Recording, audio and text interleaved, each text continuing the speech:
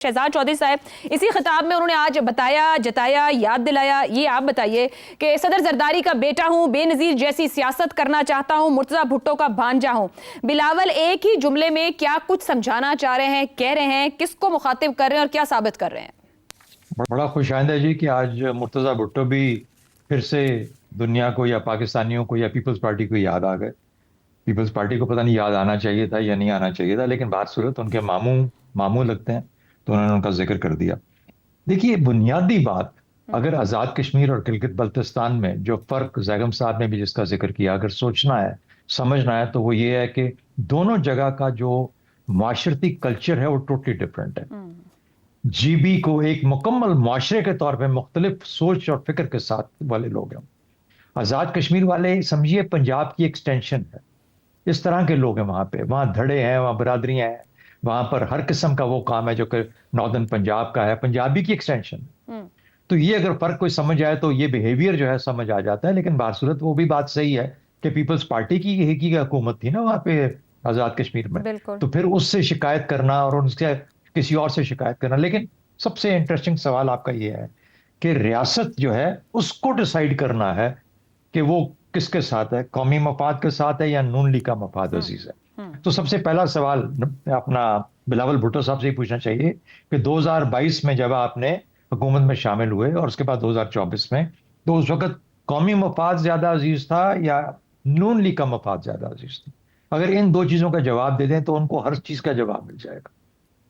क्योंकि अगर वो कौमी मफाद को कहते हुए ताकत का हिस्सा बने और इस पूरे निज़ाम का हिस्सा बने, तो फिर तो नून लीग के मफाद का कोई शिकायत का कोई वजह बनती नहीं है, रह नहीं जाती।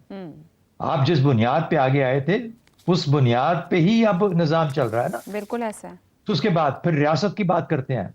तो जब हम हुकूमतें, जब इलेक्शन करवाते हैं और हुकूमतें बनाई जाती हैं, तो हुकूमत को जिम्मेदारी सुपुर्ददारी की जाती है दो चीजों की, अवाम की और रियासत की। और रियासत और अवाम के बीच में जो रिश्ता है ये हुकूमतें लेके चलती हैं, उसको मजबूत करती हैं, उसको कायम करती हैं, और रियासत को भी मजबूत करती हैं और मुआशरे को भी मजबूत करती हैं, अवाम को भी मजबूत करती हैं। यही हुकूमतों का काम होता है। हुकूमत का मकसद ही होता है कि इस रिश्ते को कायम रखा जाए और मजबूती से चलाया जाए। तो रियासत तो हम हुकूमत को देते हैं और मुआवजा और अवाम भी हुकूमत की जिम्मेदारी होती है। हुकूमत ये कह रहे हैं कि ये इनकी नहीं है, पार्लियामेंट में बैठे हुकूमत नहीं कर रहे, हुकूमत का हिस्सा नहीं है।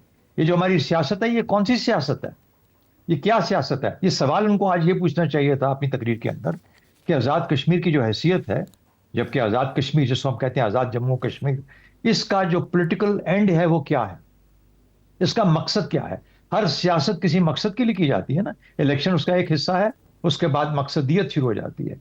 और अगर वो ये नहीं समझ पाए तो उसको कनेक्ट करने की कोशिश करें, कनेक्ट करके ये कोशिश करें और फिर आज़ाद कश्मीर के रोल को बताएं कि ये आज़ाद कश्मीर जब हमने 1947 के अंदर से उसको पूरे हिंदुस्तान के जो कश्मीर वाला हिस्सा था उसे अलग करके पाकिस्तान का हिस्सा बनाया था, तो किस मकसद के तहत बनाया था? इसका मकसद अभी जो रहता है, जो काम रहता है, उसको हम इसको इस्तेमाल करते हुए कैसे हासिल कर सकते हैं? ये टेरिटरी का, ये अपनी टर्फ का की लड़ाई नहीं है।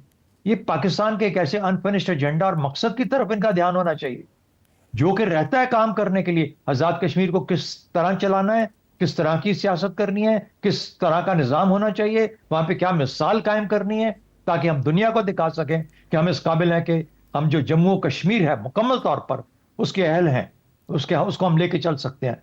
ये छोटे छोटे टर्फ्स और छोटी छोटी जमीनों पर लड़ना शुरू हो गए आपस में, और खासतौर पर वो लोग जो कि यहाँ पे बैठ के बिल्कुल आपस में शीरो शक्कर होते हैं और वहां पे बैठ के कुछ और बात करते हैं।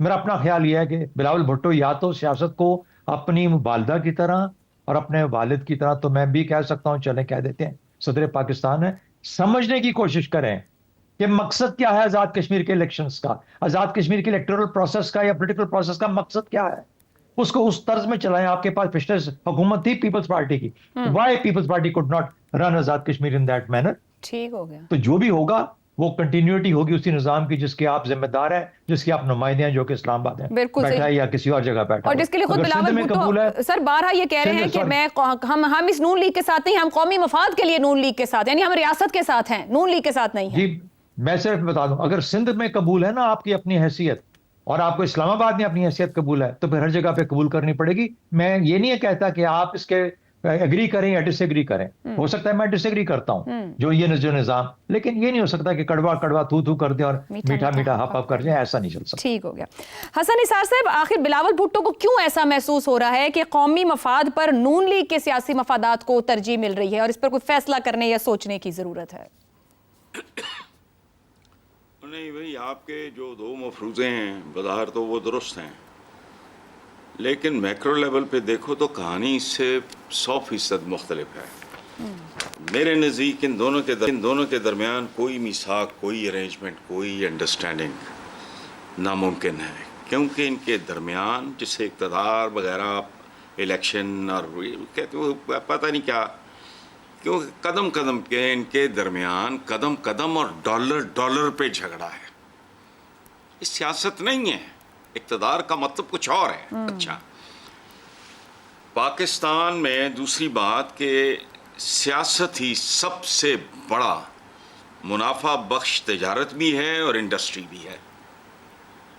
उठा के देख लो, मेरे साथ बहस करके देख लो, 50 बंदे बिठा लो, ये इंडस्ट्री भी और पाकिस्तान का सबसे बड़ा बिजनेस। अच्छा, दूसरी बात इस पे ज़रा गौर करो जो मैं कह रहा हूँ, पाकिस्तान की तारीख, क्या हिंदुस्तान भी शामिल कर लो, मुझे कोई एक बड़ा ग्रुप बताओ जो 2-3 नस्लों से आगे गया हो।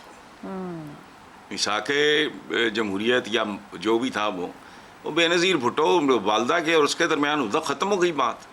कोशिश की उन्होंने, बंड खाए थे, खंड खाए वगैरह, वो होता नहीं। इसको और तरीके से देखो और समझने की कोशिश करो। पाकिस्तान में सैगल से, जब मैंने होश संभाला, आई कम फ्रॉम लायलपुर, सैगल से लेके सर्विस इंडस्ट्रीज, मेरा उनके साथ बहुत ताल्लुक था। सईद साहब में उनके छोटे भाई जो मिनिस्टर है, is a very close friend of mine. किधर हैं? 2-4 खानदान गिनवाओ मुझे पाकिस्तान की तारीख में जो बड़े ग्रुप्स हैं कारोबारी। अगली नस्ल मैक्सिमम, दूसरी कहानी खत्म। तो नहीं, ये है ही नेचुरल, बिल्कुल जो हो रहा है, और जो तासुर दिया गया वो अननेचुरल था। That is the way I look at it. इस सूबे में हुकूमत, उधर हुकूमत, मरकज में हुकूमत, ये प्रोजेक्ट्स हैं इनके मुख्तलिफ। आई डोंट नो, हम जमहूरियत करते रहते हैं। जमहूरियत निकली है जमहूर से, जमहूर कहते हैं अवाम को। 78 साल में उनके लिए रोटी ना मुमकिन बना दिया आपने। क्या मतलब, ये है तो वो है तो कुछ भी नहीं है। ये राजवाड़े हैं, मार धाड़ चलती रहती है बस। ठीक हो गया। इसका जितना ज़्यादा कब्जा होगा उतने ही उसके डॉलर ज़्यादा होंगे, फलाना ढूंगा, और कुछ भी नहीं है। हाल 78 साल बाद यार यहाँ होते हैं हम सारे कोई अहमक हैं।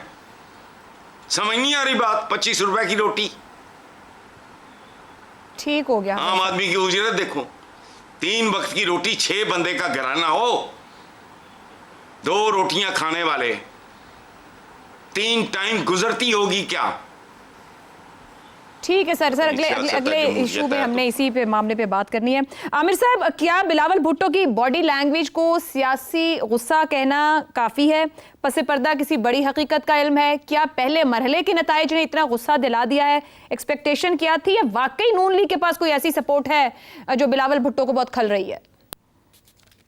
अच्छा, एक जो हम इनकी थोड़ी सी तारीख पे नजर डालें तो इस तरह के जो सियासी जो इकट्ठ होते हैं, जो हुकूमत में आ जाते हैं, सारे उनकी एक शेल्फ लाइफ होती है, उनकी एक सेल बाय डेट होती है। मिलिट्री गवर्नमेंट्स आर डिफरेंट, वो आती हैं तो 8-8, 10-10 साल गुजार जाती हैं। हमने देखा है कि जब पॉलिटिकल गवर्नमेंट आती है ना, तो 90 की दिहाई तो उसका जो है वो सबसे बड़ा एग्जाम्पल है कि 2-2.5 साल से कोई हुकूमत नहीं चलती थी। फिर मुशर्रफ के बाद से ये हुआ कि चले कुछ अर्सा चलती थी हुकूमतें, लेकिन वो कोई प्राइम मिनिस्टर जो है वो उसको नहीं थे टिकने देते।